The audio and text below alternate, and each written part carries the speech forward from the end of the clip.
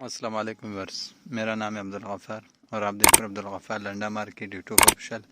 एक और नई वीडियो के साथ हाजिर हुआ बच्चों के रोम्पर के हवाले से। ये जो बंडल आपको दिख रहे हैं ये अमेरिकन रोम्पर है बच्चों के।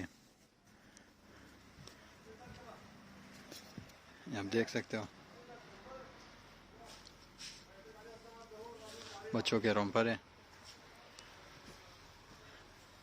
ये अमेरिकन जो है ना डायरेक्ट बच्चों के रोम्पर है, रोम्पर का बंडल है।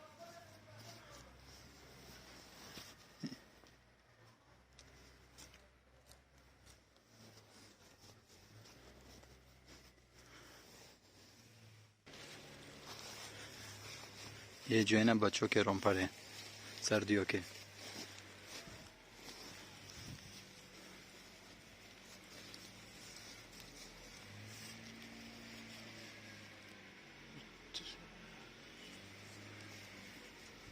आप देख सकते हो इस टाइप के जो है ना बच्चों के रोम्पर है।